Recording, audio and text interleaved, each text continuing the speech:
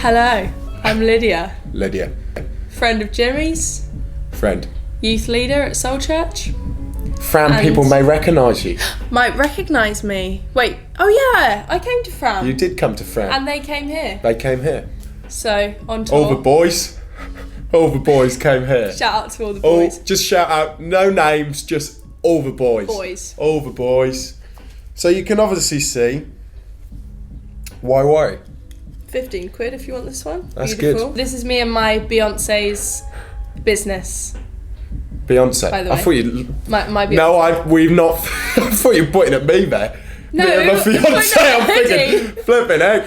No, Steads, he's an Australian, absolute wacky fella. He's amazing. He's all you could want, really. What is it? He's pretty much... I don't know whether you can call him a mother's dream, because... He's my mother's dream. Yeah. But then some mothers, Not many if you mothers' took dream. him back, I don't know what they'd think, but it's all good like that, isn't it? Yeah. He's good. If I was a mother and I saw him walk in the door, I'd think, here we go. I like this fella. He's good fun. He's a good laugh. Yeah. We've completely started... What's he looking at? Jesus? He's all right. Let's move him a bit. It's actually a Jesus microphone right there. He's great. Lids, tell us a bit about your story, your testimony, about some of the stuff you've overcome. Let's just do it. Should we just go in?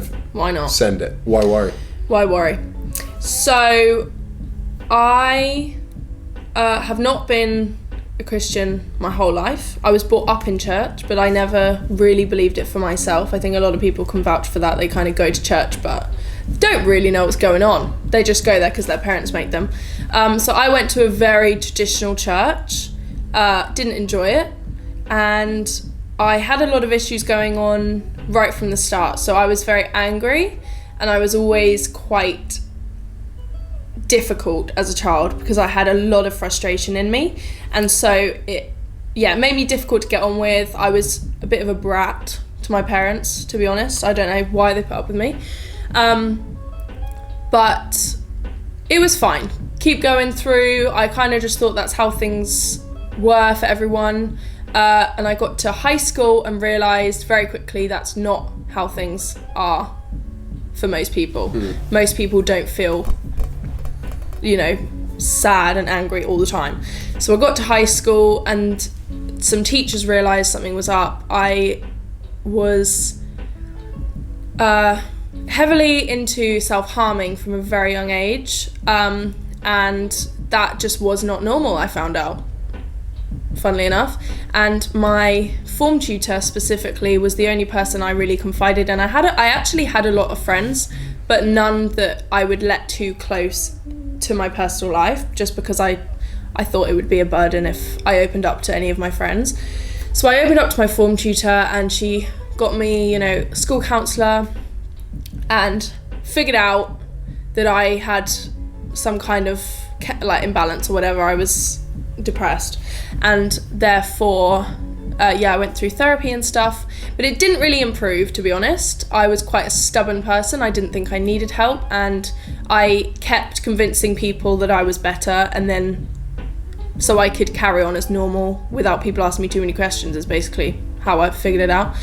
And then obviously it just got worse and worse, as you can imagine, without proper help. So I got to uni, and at uni I could get away with all the things I was doing at home, but a lot worse, a lot more frequently, and no one knew about it. So I got a lot more destructive. I got into a relationship which I thought was fine, but looking back, we were both in very bad places. And meeting someone when you're both in a bad frame of mind, I wouldn't recommend it, just for anyone out there. Just because that behaviour gets almost kind of encouraged by each other because you're both the same way. Anyway, uni got to a desperate point, and I was pretty suicidal, and keeping myself to myself. If I stayed in my room for 2 weeks, not eating well, not getting fresh air, smoking, whatever I was up to at the time, no one really knew about it. Oh. No one, checked up on me. I had housemates, but they didn't really care that much. We all just got on with our own things. So I basically finally admitted that I needed to sort this out, because I was like, if nothing's going to change, I'm out.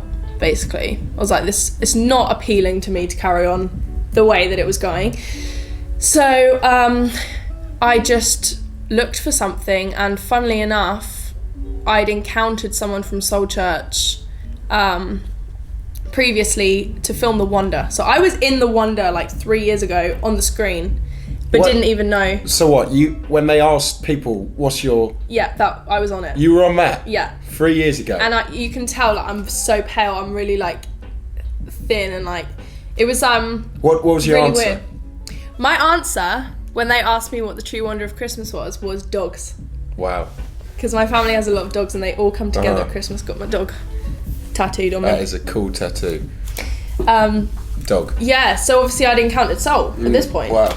And it was in the back of my mind, and someone I knew that went to the Wonder that year was like, Lydia, you were on the screen. And I was like, what? And then I was very nervous because I knew it was a big place, lots of people, and obviously I was very withdrawn at this point. I wasn't the confident person I am, really. So I found a friend to come with me who had been before, Amy. She's amazing, shout out to Amy. And she just came with me, and although I didn't let anyone approach me much for the first few months, no one really knew. You saw me, gave me a big hug, didn't you? Yeah, you believe that? Yes. No. I gave this guy a big hug. Big Jesus. That's what I did. And I think the main difference was I could have walked into Soul Church at an earlier point, but I wouldn't have accepted anything they'd said. Wow. Because until that moment, I wasn't up for changing.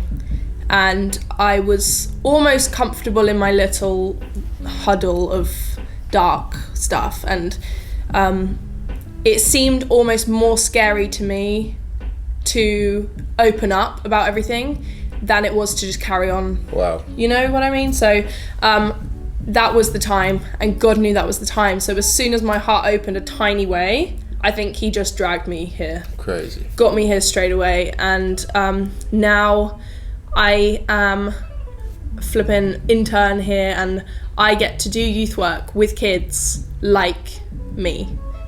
Kids that, you know, go through stuff the same as what I did, and I completely have gained purpose. I've gained love. I actually communicate with like my family and my friends now, and I have met, you know, amazing people. Have a flippin' fiance. Yeah, life's changed a lot in the last couple of years. Wow. That's basically my story. That is outrageous. Yeah, it is. To see how far you've come. And there's only one thing that's done that. And you and I both know that. And that's this guy sat right here. This guy. He stood right there. Lydia, I'm going to ask the final question here. Yeah. What would you say, looking back on it all, what would you say to your younger self in that pit? Apart from why worry? Apart from why worry, I would say, I'd probably say, what is the worst that can happen? Because I think that actually there's a lot of people, and maybe some of you watching now are thinking in your heart, actually, I'm keeping some stuff to myself, which is not good for me. It's like having poison in your body or in your brain all the time and expecting things to move forward, and they won't until you let some things go. And it's like a rocket, I believe, like a rocket. So when a rocket gets launched up, the cannon has to fall off it, you know, like, yeah. And I heard once an analogy of a rocket, if you don't let that come off you, you're basically like an aeroplane. You just lift off the ground and you go to another destination, you just go back on the ground. If you want to reach a new atmosphere, if you want to reach new places in your life, more potential, purpose, if you're longing for purpose, if you're literally thinking, I don't know where my life's going, and I don't think that this is the best feeling I could have, and you know, you just don't feel like you've reached your full potential yet, then maybe just ask yourself, what's the worst that can happen if I look into this faith thing? Because let me tell you, when you believe in something more than yourself, it takes these dark things off you before you can even bat an eyelid. Wow. They come off, and then you're reaching new heights, going new places.